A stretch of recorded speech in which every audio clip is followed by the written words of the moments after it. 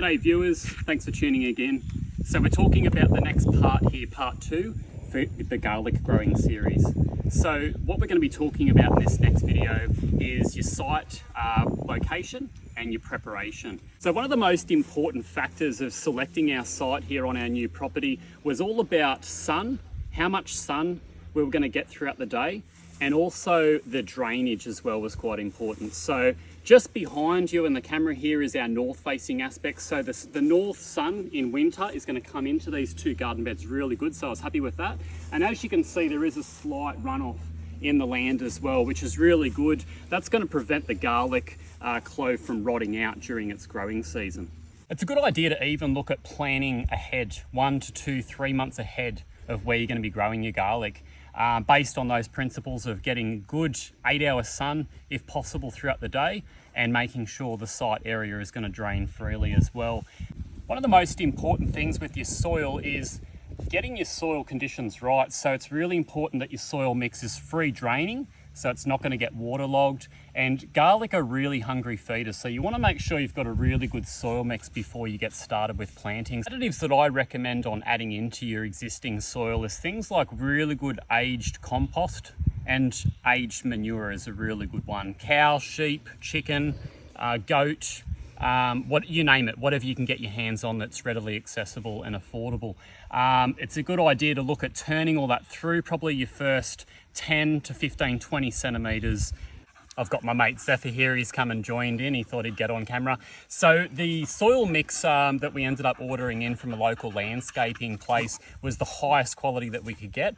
Obviously we've only been on the property here for about 3 months, so I didn't have time to, prep the soil in advance. I just wanted to pick the quickest location where I could get started in getting some garlic in the ground. So the blended mix that we've got here has a lot of mushroom compost in it. It's got manure and compost in general, and it's also got a sand additive as well, just to really help with the drainage. We spent about $90 a cubic metre, just as reference there if you're, like looking at pricing up at getting some good soil in. So we're getting ready to look at putting in the garlic plants now. If you haven't already watched part 1 in this garlic growing series, it might be a good idea to sort of pause here, go back and watch the first part. That was based on starting the seed and soaking the seed and getting it all prepared, ready for planting. What we're planting is my garlic seed already sprouted. Not normally would you do it this process. Normally most growers just push the cloves straight down into the soil. So we're doing that a little bit differently. What I've got here is my cordless drill here with an auger attachment. That's just basically, I'm just going to go through and bore out each hole of where we're going to be planting and spacing. For the planting spacing, I'm going to be going through with 4 rows that are going to run lengthways, and I'm going to plant each plant 15 centimetres apart. So I've got the wife here on the drill and auger. So we're basically just using this block of wood here, 30 centimetres long. We're just basically placing that down where we've just drilled a hole, drill to the end over here, and then drill another one in the center to create that 15 centimetre spacing. So now what I'm doing is I'm just trailing behind where all the holes have been drilled, just sprinkling a little bit of this black soldier fly fertiliser in, plus the pelletised manure, and then I'm going to get started planting.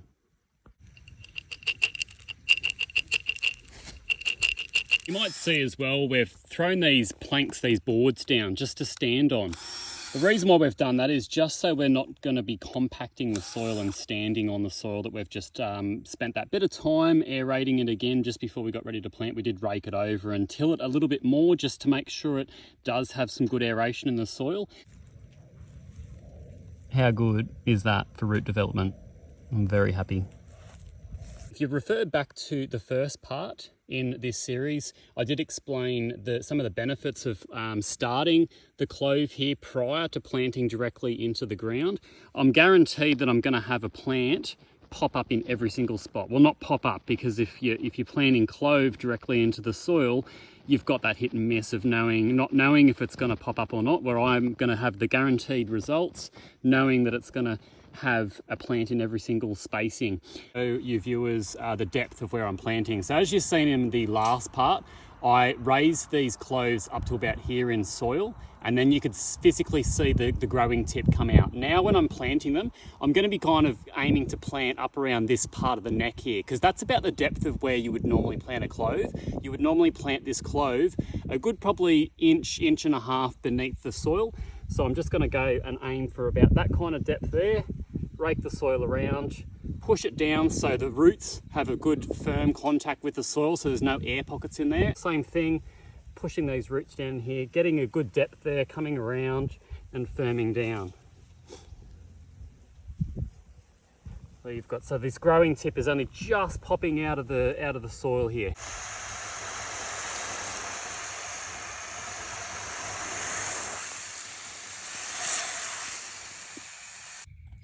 For the liquid feed, I'm just adding 1 cap here of this Charlie carp, which is basically like a fish fertiliser. Worm juice is excellent for plant health. It's got so much micro and macronutrients jam-packed in the juice.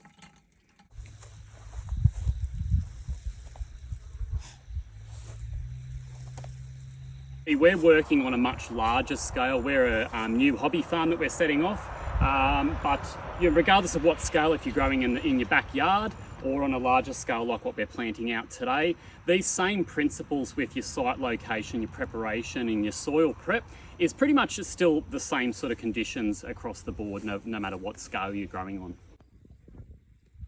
It's currently 4:30 in the afternoon here. As you can see, this end of the garden bed here is still getting some excellent afternoon sunshine here, which is going to be great through winter. And then, as you can see here in front, I've still got a few of these bigger bananas here that I've just got to get into and start to thin them out a little bit there as well. So you can see the difference of this area here that's being shaded, which was probably starting around 2 o'clock roughly. So that's probably not ideal. I did end up spacing this here, not intentionally, out a little bit further. We didn't quite get our 25 up to this point here as well. So that was my planting and my drilling there, and the wife got it all of hers all nice and neatly tucked together. So it's going to be actually interesting looking back at this now, this planting time here, how these are grouped a little bit closer together. They were ones that were soaked right up to about this kind of point here anyway. And then these bigger cloves here were actually the ones that weren't soaked. So they're spaced a little bit better apart. So look, that's going to be interesting to see that sort of roughly 20 centimetres that we've got over here, as opposed to probably 15 or under, how they perform differently to these ones. So I'm going to end the part 2 here on the garlic series here. So let's call this one here, site location, preparation, and we've got a little bit of planting in there as well. So anyway, I'm Chris from The Simple Life on 16 Acres. So if you haven't already subscribed, I'd love you to, click the subscribe button and follow along our journey. This is going to be a great little experiment here, growing garlic on our property here for the first time.